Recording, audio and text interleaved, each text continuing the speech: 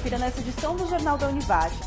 Duplicação da BR-386 reduz acidentes com mortes. Univates faz mais uma edição da Feira de Ciências. E ainda, domingo tem eleições. Mas afinal, você sabe o que é permitido nesse dia? As principais notícias da semana você acompanha a partir de agora. O Jornal da Univates deste sábado está começando.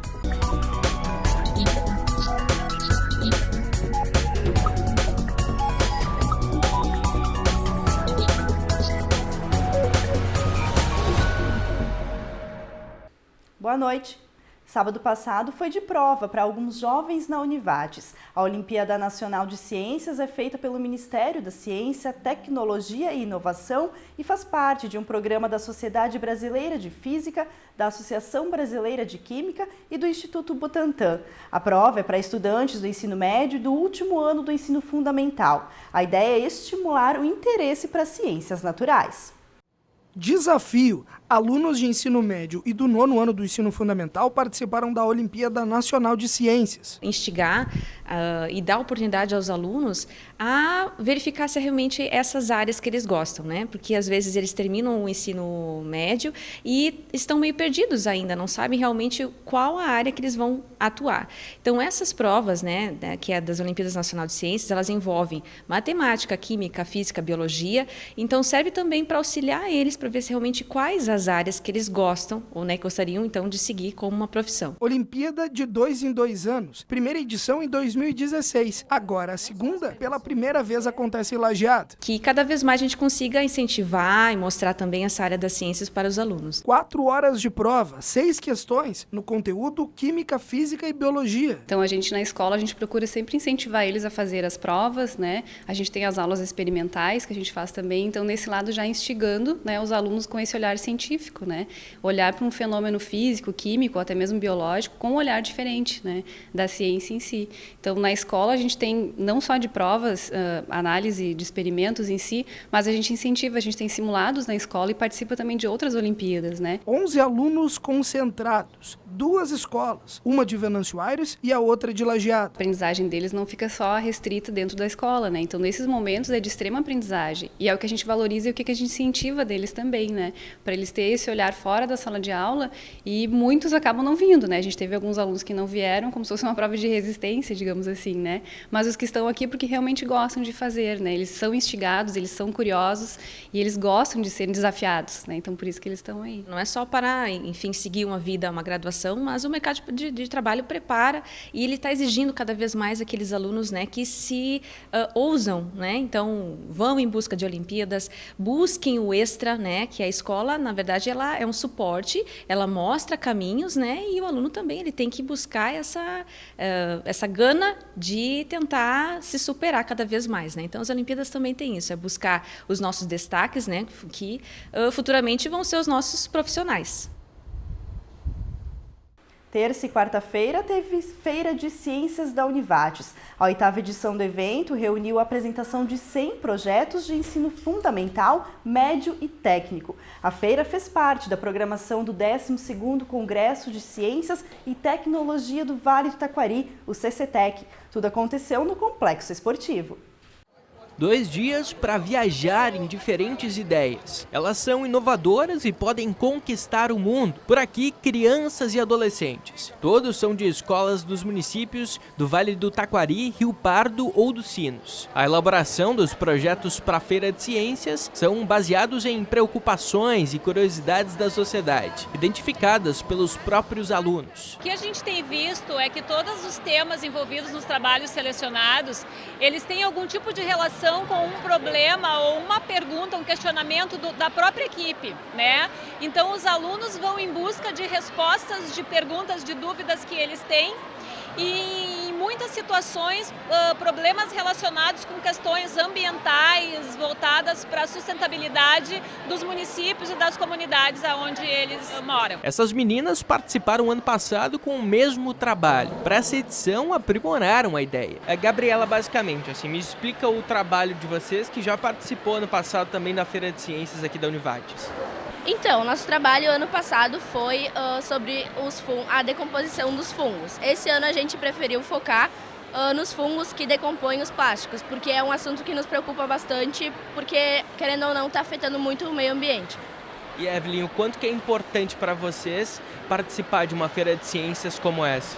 É bem importante porque a gente está representando o nosso município e a gente talvez seja o orgulho do nosso município, porque tem 2 escolas participando, tem uma escola que é de Deltro Filho e a nossa escola. E assim, Camille, para vocês, quanto estudantes de uma escola lá de imigrante, o quanto que é bacana vir para a Univates, conhecer uma universidade e também conhecer diferentes projetos?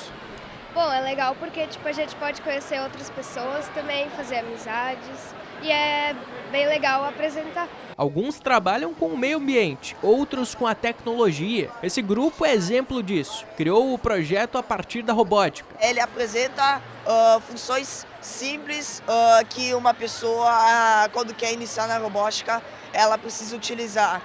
Como para ligar o LED, ela só precisa ligar ou desligar e o seu tempo de ligar ou desligar. E nas analógicas, que onde é que vai sensores, qual é até que nível, quando liga, o que liga, essas são as partes básicas do nosso projeto. Nesse ano teve também Feira Kids. Tá escrito que é para blusa.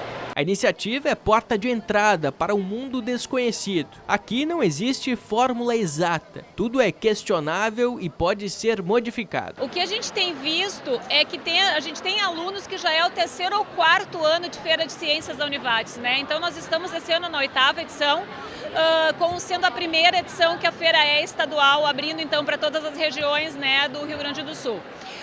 O que a gente vê são trabalhos de alunos que estavam no ensino fundamental e hoje já estão no ensino médio, começaram a participar da Feira de Ciências no fundamental e vem vindo aperfeiçoando estes temas. O projeto de lei do Plano Diretor de Lajeado está em processo de finalização. Em breve, a proposta deve ser encaminhada para apreciação da Câmara de Vereadores. O plano diretor é a lei principal que gere toda a estrutura da cidade. Nesse projeto de lei é possível determinar como vai ser o desenvolvimento do município, além de quais tipos de construções podem ser feitas em determinados bairros e locais. Além disso, ele tem a lei do sistema viário, que é uma lei que projeta todas as ruas que vão ser feitas na cidade. Então, independente se tem uma área de terras lá aberta, o sistema viário já prevê que ali vai passar uma rua para que a gente possa ter mobilidade urbana, para que a gente possa ter uma cidade que flua mais. Segundo o secretário de Planejamento e Urbanismo, Rafael Zanata, a alteração do plano diretor é necessária, pois o projeto atual não está de acordo com o crescimento do município. Para se chegar em um novo projeto, foram feitas reuniões e assembleias com entidades e a comunidade. Os principais pontos desse plano é corrigir a colcha de retalhos que ele virou no decorrer dos anos, né? Então, muitas coisas foram sendo alteradas de acordo com as necessidades pontuais de alguns bairros ou de algumas situações, e aí acabou que a cidade não estava uniforme.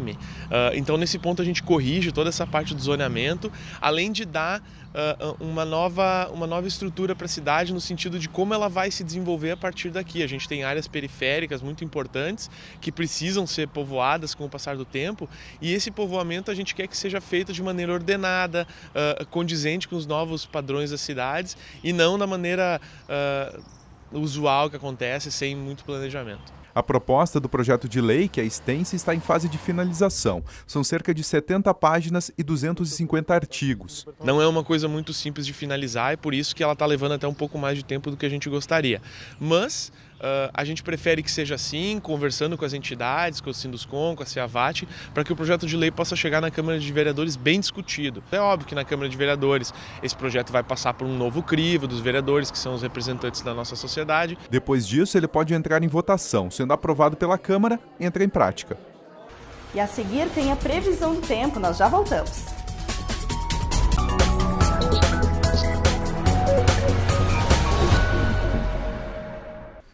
O início da semana foi de bastante chuva no Rio Grande do Sul. Essa intensidade fez o volume da água do rio Taquari subir, mas a chuva parou e o nível do rio estabilizou. Em 120 horas foram 108 milímetros de chuva. Essa permanência por 4 dias fez o rio Taquari chegar aos 18 metros e 51 centímetros. Então havia essa previsão desde domingo, segunda-feira, que houvesse uma cheia, mas em função da parada da chuva durante as últimas 24 horas, ontem, em cima dos números, dos dados de monitoramento que a gente teve lá daquela região, a gente consegue monitorar 8 pontos a partir de Lajeado em direção a Vacaria, Jaquirana. Nós já prevíamos que haveria uma pequena cheia assim, mas como Lajeado a cota tem que chegar em 19,5, nós prevíamos já desde ontem, no final da tarde, que não haveria necessidade de remover famílias ou interditar alguma rua aqui em Lajeado. Além das cheias, os deslizamentos são outro problema que vem com a intensidade da chuva. Houve sim aqui em Lajeado, inclusive, alguns problemas. Nós tivemos alguns chamados ali no bairro Santo Antônio, inclusive aqui numa residência aqui no bairro Hidráulica. Sempre quando há uma precipitação importante, que nem teve nesses últimos dias, há esse risco. E a Defesa Civil sempre monitora, acompanha, e fomos verificar 2 situações, onde hoje, inclusive, temos que voltar a esses locais para ver a necessidade, talvez, alguma interdição, alguma situação de fazer alguma contenção nesses pontos. Segundo o coordenador da Defesa Civil de Lajeado, não há mais previsão de chuva para a região. E assim também não há risco de cheia. O rio lá em Encantado, ele já estabilizou por volta das 3 horas da madrugada. E isso significa que depois de 5, 6 horas ele começa a estabilizar aqui em Lajeado Estrela também. E os números já mostram isso. Agora às 8 horas da manhã o rio estava em 18,51. Sendo que das 7 às 8 ele subiu apenas 3 centímetros e na hora anterior subiu 5. Isso significa que agora por volta das 9 horas o rio deve estabilizar e como não há mais previsão de chuvas, aí perto do meio-dia já deve ter uma situação de regresso desses níveis das águas, voltando para a normalidade a partir de amanhã. Quem precisar de apoio da Defesa Civil deve entrar em contato pelo telefone 51 3982 1150 ou 51 9982 84971. Nós temos sempre a informação aqui na nossa sede, que fica aqui no Parque de Imigrantes. Nós ficamos aqui de forma permanente durante o horário comercial, sempre com o telefone à disposição da população. E também temos 2 celulares e quando há esses períodos de cheias, nós ficamos de plantão 24 horas. Então a gente nunca deixa a população desabastecida, informa a imprensa, transmite. Nós não usamos Facebook e outras redes porque a gente não consegue nem muitas vezes acompanhar todos os dados. Então a gente fica, digamos, de plantão permanente no telefone, as pessoas nos demandam nesse sentido. As eleições vão causar mudanças até no cronograma do horário de verão. Normalmente, o início é a partir da meia-noite do 3º domingo de outubro, mas nesse ano foi adiado para 18 de novembro. O horário de verão foi criado para contribuir na redução do consumo de energia, mas a medida só funciona nas regiões distantes da linha do Equador, porque nessas estações os dias se tornam mais longos e as noites mais curtas. Ele já era previsto de existir desde a década de 30, né? Então, dos anos 2000 para cá, a gente vem vivendo mais essa realidade do horário de verão, né? E o que acontece? A ideia inicial sempre foi a economia de energia, né? Então, ele existe em vários países, né? O horário de verão ele é aplicado em vários países em função de que nós temos picos de consumo de energia durante o dia, né? E seria no início da manhã, quando as pessoas acordam, então, enfim, e ao final do dia, quando vão tomar banho, e isso geraria um consumo maior, uma necessidade de energia maior, de produção de energia maior, seja termohidrelétrica, né? Ou qualquer outra forma, para que se desse conta desses picos de consumo. Com 15 dias a menos, o novo horário vai durar cerca de 3 meses. Termina em 6 de fevereiro de 2019. Economicamente, financeiramente, ela é relativamente pequena, né? Os últimos dados que a gente viu aqui dão em torno de 140 a 160 milhões de reais durante todo o período de vigência do horário de verão. Isso, do ponto de vista de consumo, é 2, 3%, 4% no máximo, né? Isso é baixo se for levar em consideração o total de consumo de energia no país, né? Então, fazer todo um período enorme assim, de mudança de um hábito biológico até das pessoas em função dessa economia ela é questionável, né? Mas é possível que a data seja mais uma vez alterada. O Ministério da Educação pediu ao presidente Michel Temer o adiamento do início do horário de verão em função das provas do Exame Nacional do Ensino Médio, Enem. A avaliação do MEC é que a alteração de horário poderia gerar confusão, fazendo com que os candidatos possam perder o exame devido à alteração no horário. Agora falamos da previsão do tempo. Amanhã o sol aparece com nebulosidade variável na região, mas à tarde para a noite não se descarta alguma chuva bem isolada. Em Lajeado, as temperaturas ficam entre 15 e 28 graus. Em Putinga, a mínima deve ser de 13 e a máxima de 26. Já em Coqueiro Baixo, as marcas ficam entre 14 e 27 graus. Vamos para um rápido intervalo e no próximo bloco tem matéria sobre a LAF. Nós já voltamos.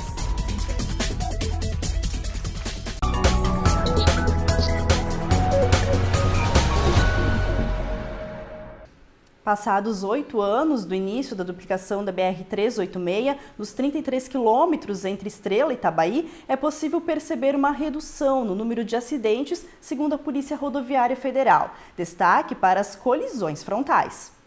A duplicação da BR-386 entre Estrela e Itabaí começou em novembro de 2010 e terminou em junho deste ano. Segundo dados da Polícia Rodoviária Federal, houve uma redução de 30% no número de acidentes no trecho. Já de acidentes com lesões graves e óbito, queda de 50%. O grande causador desses acidentes graves é a colisão frontal. Numa pista duplicada, com um divisor, um canteiro central no meio, essa colisão praticamente vem a zero. Então nos resta as notícias ruins, que são aquelas colisões transversais, que ainda continuam ocorrendo em razão dos locais de retorno. Então essas ainda continuam ocorrendo, em menor número, mas ainda continuam, né? Já as frontais não tem mais a ocorrência delas. Nos 4 primeiros anos de obra, a média de acidentes fatais era de 11 por ano. Depois da liberação, o número caiu para 5. A tendência é as pessoas que têm um veículo aí em condições tentar andar mais, imaginar que a pista agora permite andar, né? Mas tem que se ter a preocupação que o trânsito é um local de uso coletivo. Tem pessoas e veículos que não vão conseguir andar a velocidade alta. Então tem que manter a velocidade que está nas placas, né? E as obras, elas acabam gerando ainda alguns riscos aos usuários, né? Então, provavelmente agora com a liberação total do trecho, os 33 quilômetros, esses números devam ser melhores ainda, né? A gente torce, a gente trabalha para que esses números venham a zero. Pode não conseguir atingir todo esse objetivo, né? Mas se a gente conseguir salvar uma vida, eu acredito que a gente já está fazendo o trabalho correto. Mobilidade e segurança são as principais vantagens da duplicação. A questão da mobilidade, ela aumenta bastante a tua condição de se movimentar com segurança, né? Você ganha tempo, e eu não estou dizendo para andar mais rápido, é que você não precisa perder tanto tempo, às vezes, atrás de um veículo que está numa velocidade muito baixa, né? Um veículo carregado, algo assim. E a questão da segurança, né? A segurança principalmente aí, você tem uma condição de pista melhor, você tem uma tranquilidade maior e você acaba tendo uma segurança maior, né? O principal responsável pelo trânsito seguro continua nas mãos do motorista, né? Cada ação do motorista aí, ele é responsável por voltar para casa, né? Lembrando sempre que a PRF agora está com o projeto da hashtag Fique Vivo, né? A sua ação faz toda a diferença, né? Então a gente tem que ter, além de você não se envolver em ocorrência, ter a sua família esperando você voltar para casa, né? Então mantenha sempre a segurança, o controle aí para voltar para casa seguro. O problema agora é a má condição do asfalto. O que nos cabe, e a gente tem feito isso rotineiramente, é levar ao órgão, ao DENIT, né? Os problemas que a gente encontra, seja de algum buraco que surgiu após um período de chuva, seja algum problema aí que a gente percebe que está tendo ali aquaplanagem, qualquer acidente que a gente percebe que tem uma relação direta com a condição de pista, a gente leva ao DENIT, solicita as adaptações e acompanha para ver se aquela adaptação realmente trouxe um benefício, aí reduziu a ocorrência ou deixou de existir ocorrência naquele ponto, né? Então esse é o trabalho nosso aí enquanto órgão de fiscalização, mas a gente também tem a obrigação de levar ao DENIT, ao órgão de rodoviário, as nossas opiniões e a nossa solicitação de melhorias. Amanhã, os eleitores vão escolher candidatos a presidente e vice da República, governador e vice, senadores, deputado federal e deputado estadual. Mas você sabe o que é permitido nesse dia? O que pode e o que não pode na hora de votar? Daqui 2 dias, os brasileiros vão às urnas para escolher quem vai comandar o país nos próximos 4 anos. Nesse momento de decisão, a legislação estadual tem uma série de regras que devem ser cumpridas. Então, todas as propagandas que são previstas, elas têm um limite de atuação nos próximos dias. De hoje até domingo, há uma restrição bastante severa no que se refere à propaganda de rádio e televisão, a questão de debates, a questão de carreatas, de passeatas. Então, tudo isso há uma série de restrições que devem ser observadas pelos candidatos.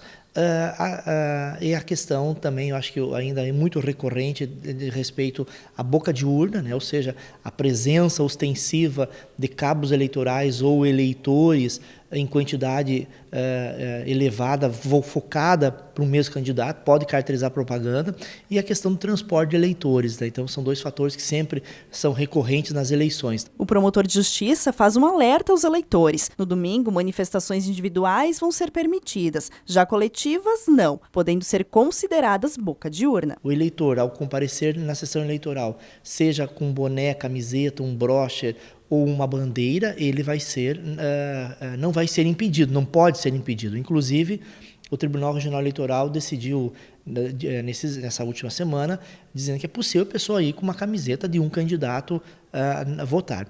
Isso é uma situação individual. Agora, se um grupo de 20 pessoas com a mesma camiseta vai na mesma sessão, e isso obviamente vai caracterizar propaganda eleitoral, e as pessoas estarão sujeitas ao crime de boca de urna. Serão muitas teclas a serem acionadas, mais aquelas de confirmar. Então é fundamental que todas as pessoas, aqui vale para a pessoa com poucas luzes ou a bem instruída, a recomendação é que leve uma anotação de todos os seus candidatos. Pode ser de um candidato, pode ser o santinho mesmo, preenchido, pode ser em qualquer papel. Não pode ser o celular. Então não adianta fazer as gerações mais novas, eu vou levar no meu celular, lá na tela estão todos os dados. O presidente de mesa não vai permitir. O descumprimento de regras, tanto por parte dos candidatos quanto dos eleitores, pode levar a punições. Será responsabilizado com processo e até prisão em flagrante, né? No dia é possível prender a prisão em flagrante. Há hoje uma restrição para a prisão das pessoas e candidatos, né, pela legislação eleitoral, mas o flagrante é possível ser feito e a pessoa vai ficar presa mesmo diante dessa restrição. Por quê? Porque o flagrante delito é crime e constatado o crime, feita a prisão se mantém enquanto for necessário. Momento para a população exercer a cidadania. O voto define o futuro do Brasil. O ato de votar é um ato democrático, é uma festa democrática, nós temos que celebrar esse momento. E hoje, especificamente, dia 5 de outubro, em que nós comemoramos 30 anos da Constituição Federal, é uma demonstração muito importante de que é um momento de festejar e comemorar a democracia. E a democracia é um valor que nós não podemos abrir mão. Inclusive, nessa eleição, é uma reafirmação disso que nós temos que pensar. Até no qual candidato que nós vamos estar escolhendo, qual é o seu viés democrático ou não para o futuro da nossa República. Então, fica aqui um alerta para as pessoas também de aproveitar esse momento, exercer a democracia, mas também se preocupar em constituir um voto que seja efetivamente transformador. No fim de semana passado, a LAF perdeu para a equipe de Uruguaiana fora de casa. Com o resultado, a equipe de Lajeado matematicamente não se classifica para a próxima fase. Com a partida de sábado, a LAF fechou 21 jogos na Liga Gaúcha de Futsal. Foram 24 pontos, 7 vitórias, 3 empates e 11 derrotas. Aproveitamento de 38,1%. Mas em si o grupo foi aí, a nossa avaliação foi muito boa, 100%, né? Por causa dessa situação também do grupo reduzido. Mas nós buscamos, até o final tentamos, buscamos, corremos atrás. E a gente sabia que o nosso grupo era um grupo limitado e que chegaria um certo momento a gente não teria um poder de reação muito grande.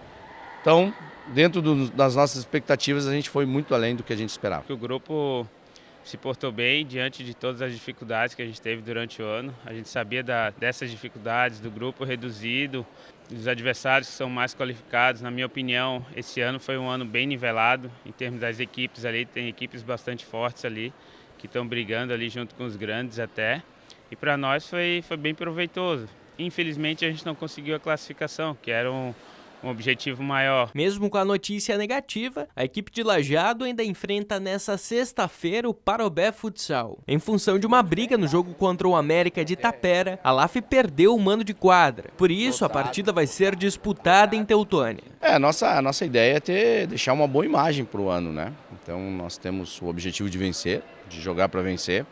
O objetivo de fechar o ano com uma vitória seria muito legal, seria muito bom para o ego, para fechar com chave de ouro, que nem a gente fala. E até para os meninos, né? Uma situação de valorização também, né? Nós temos aí uma felicidade de muitos atletas nossos já estão sendo procurados por outras equipes. Isso é importante porque é sinal que o nosso trabalho foi um trabalho muito bem feito. Olha, eu acredito, eu sempre pensei, a gente é profissional e a gente tem que manter o profissionalismo até o final, né, Thiago? Então, é um último jogo, a gente precisa vencer, é uma vitória que vai fechar o ano ali para nós, de cabeça erguida, e a gente sempre entra dentro de quadra para vencer. Até o final do ano eu estou aí ainda na LAF. Depois do final do ano a gente precisa sentar para conversar, até para começar a projetar o ano que vem, realmente se eu ficar. E então isso é tudo uma incógnita, a gente não sabe o que vai acontecer, esperamos aí o novo presidente. Mas acredito que a LAF ela vai continuar nesse mesmo caminho, com os pés no chão, né? Não gastando mais do que a gente pode ter. Então isso é muito importante e fazendo uma equipe um pouquinho mais competitiva ano que vem. O Jornal da Univates deste sábado fica por aqui. Mais notícias na segunda-feira a partir do 12h15. Obrigada pela sua companhia e uma boa noite.